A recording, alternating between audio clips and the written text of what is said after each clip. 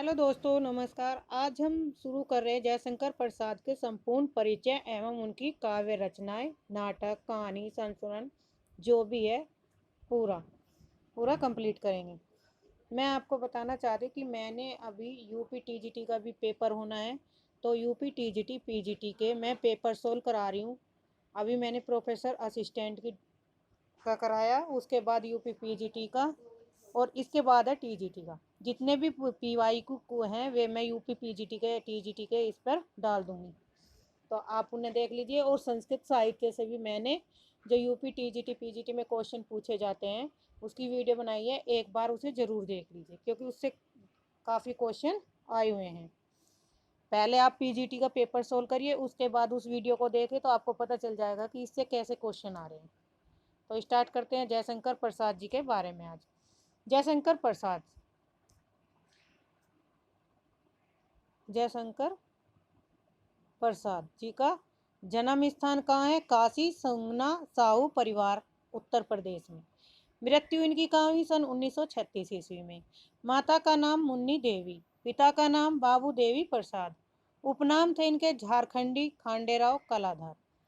झारखंडी और खांडेराव कलाधर जो थे, ये इनके क्या थे? बचपन के नाम से पुकारे जाते थे। बचपन में इन नामों से प्रसाद जी को पुकारा जाता था। और कलाधर नाम से क्या करते थे? ब्रज भाष्य में वे काव्य रचना करते थे। इनके परिवार की गणना वाराणसी के समृद्ध परिवारों में होती थी। गणना मतलब गिनती।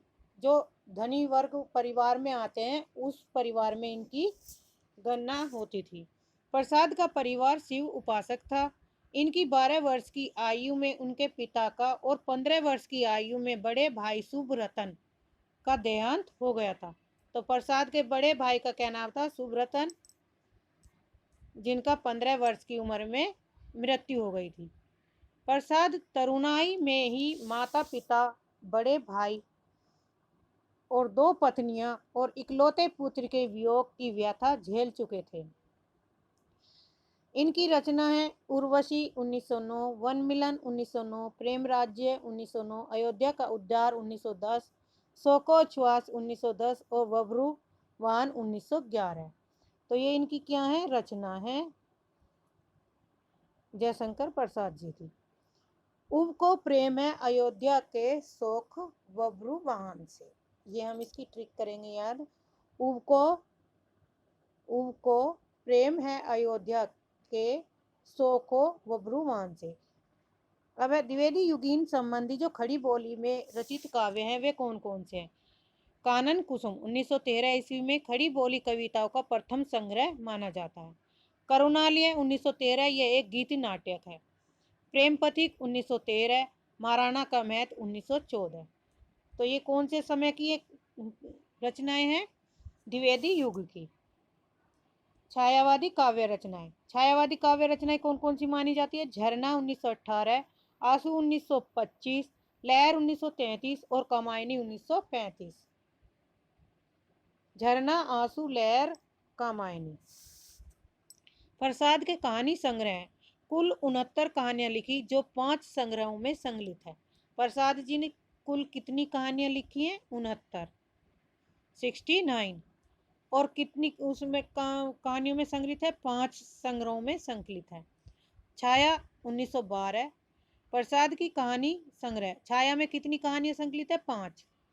69 कहानियां लिखी जो 5 संग्रहों में संकलित है।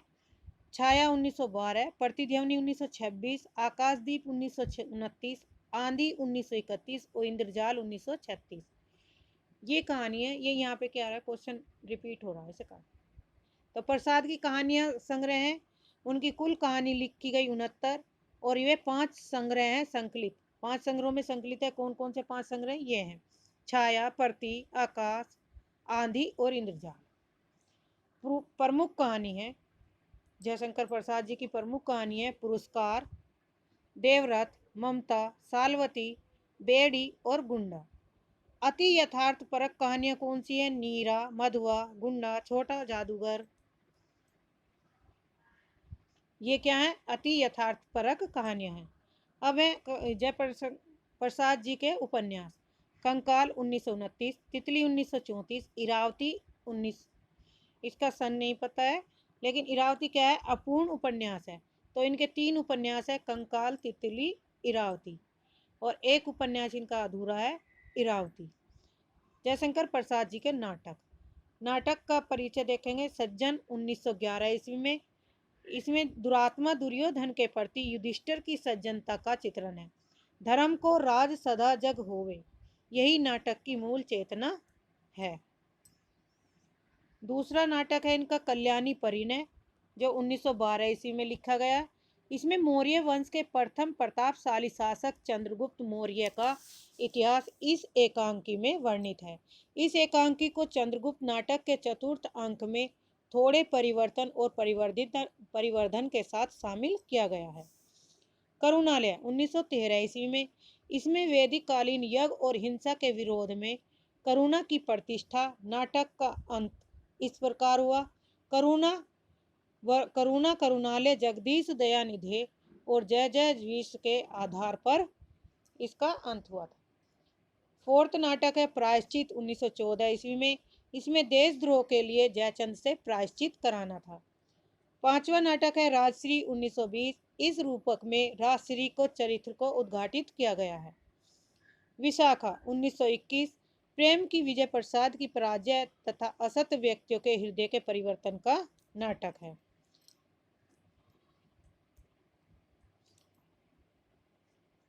विशाखा, ये दोबारा से यहाँ पे प्रेम के विजय प्रसाद की पराजय तथा असत व्यक्तियों का हृदय परिवर्तन का नाटक है। सातवां नाटक है अजात शत्रु 1922 ईस्वी में। इसमें अतीत के गौरव गान के साथ साथ युगीन पुनर्जागरण एवं उद्योतन से ओतप्रोत यह नाटक असत प्रवृत्तियों पर सत्य प्रवृत्तियों की विजय, यानी कि असत्य प्रवृत्तियों की सत्य प्रवृत्तियों की विजय एवं लोक मंगल के महान उद्देश्य से युक्त है। कामना 1924 ईस्वी में। इस प्रतीकात्मक नाटक में प्रसाद ने संतोष, विवेक, विलास, कामना इत्यादि मनोविकारों का मानवीकरण किया है। यह नाटक कामना संतोष के संबंधों के टूटने जुड़ने का नाटक है। साथ ही इसमें विलास की विजय और पराजय का भी नाटक है। जन्मेजय का नागयज्ञ 1926। इसमें आर्य और नाग जातियों के बीच संघर्ष समाप्त कर उनमें समन्वय स्थापित किया गया है। 10वां नाटक है स्कंद गुप्त विक्रमादित्य 1928 ईस्वी में। गुप्त वंश के पराक्रमी वीर स्कंद गुप्त के चरित्र के आधार पर राष्ट्रीय एवं सांस्कृतिक भावों की अभिव्यक्ति की गई है। 11 नाटक है एक घूट 1929-30। प्रसाद जी का यह विचार प्रधान सामाजिक एकांकिक नाटक भी माना जाता है, जिसमें विवाह और स्वच्छंद प्रेम पर विचार करते हुए स्वच्छंद प्रेम के स्थान पर वैवाहिक प्रेम की प्रतिष्ठा स्थापित की। 12वां नाटक है चंद्रगुप्त 1931 ईस्वी में लिखा गया। इसमें दो यूनानी आक्रमणों से भारत की सुरक्षा कराते हुए निष्कंटक मौर्य साम्राज्य की स्थापना कराना तथा राष्ट्रीय जागरण की भावना को बलवती परतंत्र भारत को अंग्रेजों की दास्ता से मुक्त कराना है। दूरस्वामिनी नाटक 1933 ईस्वी में लिखा गया।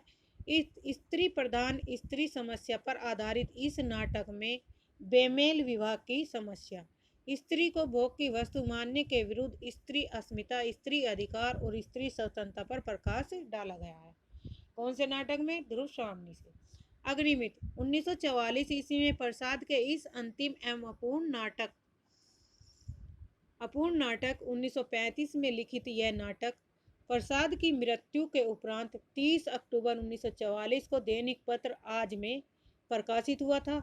में राष्ट्रीय चेतना की अभिव्यक्ति हुई है। किसमें राष्ट्रीय चेतना की अभिव्यक्ति किस नाटक में हुई है? तो अग्निमित्र 1944 में। निबंध संग्रह 1939 ईस्वी में। काव्य और कला तथा अन्य निबंध है। साहित्य निबंध में प्रकृति सौंदर्य, हिंदी साहित्य सम्मेलन, भक्ति, हिंदी कविता का विकास और सरोज। ऐतिहासिक निबंध के अंतर्गत आते हैं सम्राट चंद्रगुप्त मौर्य, आर्यावर्त का प्रथम सम्राट, मौर्यों का राज्य परिवर्तन और 10 राजयुग। समीक्षात्मक निबंध। कवि और कविता, चंपू, कविता का रसास्वाद, रहस्यवाद, काव्य और कला, रस, नाटकों में रस का प्रयोग, रंगमंच, नाटकों का प्रारंभ। अब जयशंकर प्रसाद से महत्वपूर्ण तथ्य। कामायनी महाकाव्य पर मांगला प्रसाद पारितोषिक प्राप्त हुआ। यानी कि मांगला प्रसाद पारितोषिक पुरस्कार जो प्राप्त हुआ था वो कामायनी महाकाव्य पर हुआ था। अयोध्या का उद्धार कविता में लव द्वारा अयोध्या को पुनः बसाने की कथा का वर्णन किया गया। लव कौन थे? राम के बेटे थे लव और कुश। तो इसमें अयोध्या के उद्धार में लव द्वारा अयोध्या को पुनः बसाने की कथा का वर्णन है। अशोक की चिंता एक अन्य कविता है। प्रेम पथिक पहले 1909 ईस्वी में ब्रजभाषा में लिखा गया, फिर उसे 1914 ईस्वी में खड़ी बोली में रूपांतरित कर दिया गया। तो जयशंकर प्रसाद जी का ऐसा कौन सी रचना है जिसमें पहले ब्रजभाषा में लिखा गया और बाद में उसे खड़ी बोली में रूपांतरित किया गया? तो वो है प्रेम पथिक। शेर सिंह का आत्मसमर्पण एक लंबी कविता है जो मुक्त छंद में लिखी गई है। आंसू में 14 मात्राओं का आनंद सखी छंद है। कामायनी का मुख्य छंद तोटक है। पैसोला की प्रतिध्वनि प्रलय की छाया शीर्षक कविता लहर में संकलित है। तो शीर्षक कविता लहर में कौन सी रचनाएं संकलित हैं? पैसोला की प्रतिध्वनि और प्रलय की छाया। जयशंकर प्रसाद नामक पुस्तक के रचयिता नंदू दुलारे वाजपेयी हैं। पैसोला की प्रतिध्वनि प्रलय की छाया शीर्षक कविता लहर में संकलित है। जयशंकर प्रसाद के रचयिता नंदू दुलारे वाजपेयी हैं। प्रसाद नामक पुस्तक किसने लिखी? तो नंदू दुलारे वाजपेयी ने। कामायनी शतपथ ब्राह्मण के 8वें अध्याय से ली गई है। प्रसाद को दार्शनिक कवि भी कहा जाता है। कामायनी एक भाव प्रधान महाकाव्य है। प्रसाद की प्रेरणा से ही 1909 ईस्वी में उनके भांजे अंबिका प्रसाद गुप्त के संपादकत्व में इंदु नामक मासिक पत्र का प्रारंभ हुआ था। कामायनी में प्रत्याभिज्ञा दर्शन की पुष्टि हुई। पंत प्रसाद और मैथिली सन गुप्त की रचना रामधारी सिंह दिनकर ने की थी। पंत प्रसाद और मैथिली सन गुप्त की रचना किसने की थी? रामधारी सिंह दिनकर ने। आंसू की प्रथम पंक्तियां है, अवकाश भला है किनको, सुनने को करुण कथाएं। आंसू प्रथम संस्करण में व्यक्तिगत वेदना को महत्व दिया गया है। आंसू का नामकरण छंद और मैथिली सन गुप्त में ने दिया था। आंसू द्वितीय संस्करण में प्रसाद ने व्यक्तिगत वेदना से ऊपर उठकर करुणा या विश्व कल्याण की भावना की अभिव्यक्ति की है। कामायनी में प्रतीक योजनाएं हैं। तो कौन कौन से हैं? मनु मन का है, श्रद्धा हृदय का, इड़ा बुद्धि का और मानव का। छायावादी कविताओं के दार्शनिक आधार। तो जयशंकर प्रसाद किस दार्शनिक के मत्थे मानते थे? किस दार्शनिक को मानते थे? तो ये शैव दर्शन को मानते थे। सुमित्रानंद किस दर्शन से प्रभावित थे? प्रभावित जो हुए वो किससे हुए? जयशंकर प्रसाद शैव दर्शन से प्रभावित थे। सुमित्रानंदन पद अरविंद दर्शन से प्रभावित थे और महादेवी सर्वात्मवाद से प्रभावित थी। सूर्यकांत त्रिपाठी निराला अद्वैतवाद दर्शन से प्रभावित थे। जयशंकर प्रसाद जब वेदना के आधार पर स्वानुभूति में मई अभिव्यक्ति होने लगी तब हिंदी में उसे छायावाद के नाम से अभिहित किया गया। कामायनी का प्रमुख उद्देश्य आनंदवाद की स्थापना रहा है। जयशंकर प्रसाद ने छायावाद को निरुक्ति मूलक की व्याख्या की है। प्रसाद की प्रथम छायावादी कविता प्रथम प्रभात 1918 ईस्वी किन दो संकलनों में संकलित है? तो यह है कानन कुसुम और झरना में। चित्राधार प्रसाद की ब्रज भाषा की रचनाओं का संग्रह जो 2 भागों में प्रकाशित हुआ था। प्रथम भाग 1918 और द्वितीय भाग 1928। ये इम्पोर्टेंट है। कामायनी के 15 सर्ग दिए गए हैं। तो कामायनी के कितने सर्गों में है? ये 15। पहला सर्ग है चिंता, आशा, श्रद्धा, काम, वासना, लज्जा, कर्म, ईर्ष्या, ईड़ा, स्वप्न, संघर्ष, निर्वेद, दर्शन, रहस्य और आनंद। अब यहाँ पे इसकी ट्रिक दी है याद करने की। कामायनी को चिंता नहीं आशा है, श्रद्धा नहीं काम में, वासना से लज्जा आई, कर्म से ईर्ष्या हुई, ईड़ा ने स्वप्न देखा, संघर्ष है निर्वेद का, दर्शन हुए रहस्य से आनंद आया। जयशंकर प्रसाद द्वारा रचित झरना 1918 ईस्वी को छायावाद की प्रथम रचना माना जाता है। तो जयशंकर प्रसाद की प्रथम रचना किसे माना जाता है छायावादी? झरना को। झरना को छायावाद की प्रथम प्रयोगशाला भी कहा जाता है। प्रसाद कृत प्रथम कविता सावन पंचक सन 1906 ईस्वी में भारतेंदु पत्रिका में कलाधर उपनाम से प्रकाशित हुई। प्रसाद द्वारा रचित उर्वशी एक चंपू काव्य है। आंसू 133 छंदों का विरह प्रधान स्मृति काव्य है। आंसू को हिंदी का मेघदूत भी कहा जाता है। प्रसाद को प्रेम और सौंदर्य का कवि कहा जाता है। आचार्य शांति प्रिय द्विवेदी ने कामायनी को छायावाद का उपनिषद कहा। प्रेमपति की कथा वस्तु श्रीधर पाठक द्वारा अनुदित एकांतवासी योगी से मिलती है।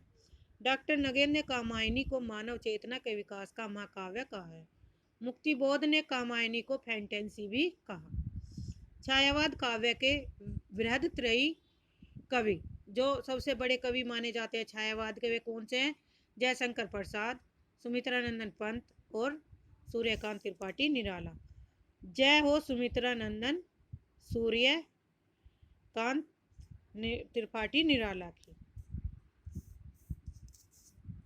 तो ये हमारे व्यक्ति कवि है जैसे प्रसाद, पंत और निराला। छायावादी काव्य की लघुत्रय कौन कौन से हैं जो लघु कवि मान जाते हैं? महादेवी वर्मा, राम कुमार वर्मा और भगवती चरण। ये तीन कवि कौन से हैं? लघुत्रय श्रेणी में आते हैं। छायावाद के ब्रह्मा किसे माना जाता है? तो ब्रह्मा है जयशंकर प्रसाद, विष्णु सुमित्रानंदन पंत जी को और महेश सूर्यकांत त्रिपाठी निराला को माना जाता है। कामायनी पर रचित रचनाएं कौन कौन सी है जो कामायनी पुस्तक पर आधारित रचनाएं हैं? कामायनी एक पूर्ण विचार 1961 ईस्वी में यह मुक्तिबोध द्वारा लिखी गई रचना है। कामायनी की दार्शनिक पृष्ठभूमि निबंध है, ये नागेंद्र के द्वारा रचित है। कामायनी के अध्ययन की समस्या समीक्षा ग्रंथ यह किसके द्वारा रचित है? डॉक्टर नगेंद्र के द्वारा। प्रसाद की प्रमुख ऐतिहासिक कविताएं कौन सी है? शेरशाह का आत्मसमर्पण, पैसोला की प्रतिध्वनि, प्रलय की छाया, अशोक की चिंता उनके झरना काव्य संकलन में संकलित है। यानी कि ये सब जितनी जो कविताएं रचनाएं दी हैं ये झरना के काव्य संग्रह में संकलित है। बच्चन सिंह ने करुणालय को एक प्रकार का गीति नाट्य कहा है और आंसू को एक वीर काव्य माना था। डॉक्टर बच्चन सिंह लिखते हैं कि सन 1928 ईस्वी में सुधा के अक्टूबर अंक में कामायनी के चिंता सर का अंश छाया और कामायनी प्रकाशित हुई सन 1935 ईस्वी में। यदि इसके लेखन का आरंभ 1928 ईस्वी में मान लिया जाए तो कवि को इसे पूरा करने में 7 वर्ष लग गए। ये किन के शब्दों के अनुसार है? बच्चन सिंह के, कि जयशंकर प्रसाद को कामायनी लिखने में 7 वर्ष लग गए थे।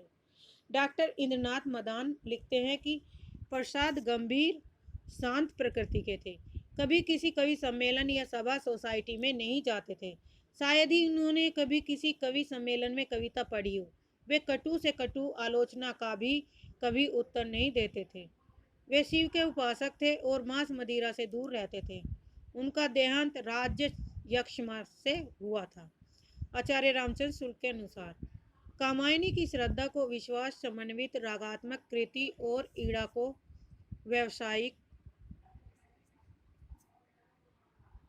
व्यावसायिका बुद्धि कहा जाता था। आचार्य रामचंद्र शुक्ल ने कहा, यदि मधुचार्य का अतिरेक और रहस्य की प्रवृत्ति बाधक न होती तो इस काव्य के भीतर मानवता की योजना शायद अधिक पूर्ण और सुव्यवस्थित रूप में चित्रित होती। अब जयशंकर प्रसाद की प्रमुख पंक्तियां कामायनी से ली गई। प्रथम तो तुम भूल गए पुरुषत्व मोह में कुछ सता है नारी की। दूसरी पंक्ति है, औरों को हंसते देख मनु हंसो और सुख पाओ, अपने सुख को विस्तृत कर लो, सबको सुखी बनाओ। तीसरा, नील परिधान बीच सुकुमार खुल रहा मृदुल अधखुला अंग, खिला हो जो बिजली का फूल मेघवन बीच गुलाबी रंग। तो ये किससे ली गई हैं? कामायनी की पंक्तियां हैं। भीति विभावरी जागरी, अंबर पनघट में डुबो रही तारा घट उषा नागरी। बांधा था विधु को किसने इन काली जंजीरों से, मनी वाले फनियों का मुख क्यों भरा हुआ है हीरो से। जो घनीभूत पीड़ा थी मस्तक में स्मृति सी छाई, दुर्दिन में आंसू बनकर वह आज बरसने आई। दोनों पथिक चले हैं कब से ऊंचे ऊंचे, चढ़ते बढ़ते श्रद्धा आगे मनु पीछे थे, साहस उत्साह से बढ़ते बढ़ते। हिमगिरी के उत्तुंग शिखर पर बैठ शिला की शीतल छा, एक पुरुष भीगे नैनों से देख रहा था प्रलय प्रवाह। ज्ञान दूर कुछ क्रिया भिन्न है, इच्छा क्यों हो पूरी मन की, एक दूसरे से न मिल सके यह विडंबना है जीवन की। उधर गरजती सिंधु लहरिया कुटिल काल के जालों सी, चली आ रही फैन उगलती फन फैलाए व्यालों सी। प्रकृति के यौवन का श्रृंगार न करेंगे कभी बासी फूल, ओ चिंता की पहली रेखा अरि विश्वन की व्याली। नारी तुम केवल श्रद्धा हो विश्वास रजत नग पद तल में, पीयूष स्रोत सी बहा करो जीवन के सुंदर समतल में। रो रो कर सिसक कर कहता मैं करुणा की कहानी, तुम सुमन नोचते सुनते करते जानी अनजानी। इस करुण कलित हृदय में अब विकल रागनी बजती, क्यों हाहाकार स्वरों में वंदना असीम गरजती। प्रसाद का जीवन दर्शन। जयशंकर प्रसाद छायावाद के प्रवर्तक कवि हैं। कामायनी जयशंकर प्रसाद की सर्वप्रथम रचना है और उनकी रचना 1936 ईस्वी में हुई। यह एक प्रबंध काव्य है। यह आधुनिक हिंदी दर्शन का उपनिषद माना जाता है। इसकी तुलना भक्तिकालीन रचना रामचरितमानस से की जाती है। किसकी तुलना की जाती है? कामायनी की। छायावादी कविता में इसे शिखर काव्य का दर्जा प्राप्त है। प्रसाद जी के दार्शनिक विचारों में शैव दर्शन के अंतर्गत आने वाले प्रत्यभिज्ञा दर्शन का प्रभाव पड़ा है। प्रसाद जी ने प्रत्यभिज्ञा दर्शन की स्थापना की।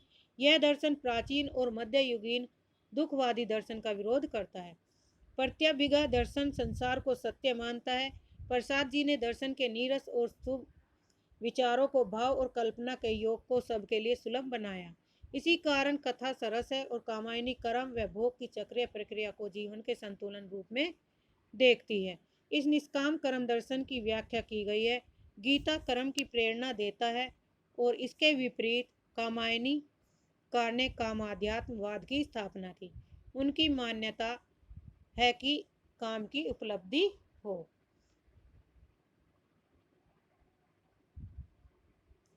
यहाँ पर जयशंकर प्रसाद जी क्या हुए समाप्त। अब है सर्वप्रथम।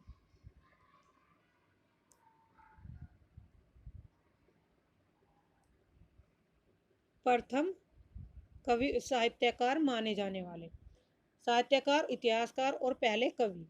रामकुमार वर्मा के अनुसार रामकुमार पहला कवि किन्हें मानते हैं? स्वयंभू को। समयकाल 693 स्वयंभू का। राहुल सक्रेतिया के अनुसार सारप्पा को मानते हैं। शिव सिंह सैगर के अनुसार पुष्पदंत या पुंड 10वीं शताब्दी के। चंद्रधर शर्मा गुलेरी के अनुसार राजा मुंज को मानते हैं। रामचंद्र शुक्ल के अनुसार राजा मुंज और भोज दोनों हैं। गणपति चंद्र गुप्त के अनुसार सालिभद्र सूरी 1184 ईस्वी में। हजारी प्रसाद द्विवेदी के अनुसार अब्दुल रहमान 13वीं शताब्दी और बच्चन सिंह के अनुसार विद्यापति को मानते हैं 15वीं शताब्दी में। आज के लिए इतना ही। धन्यवाद।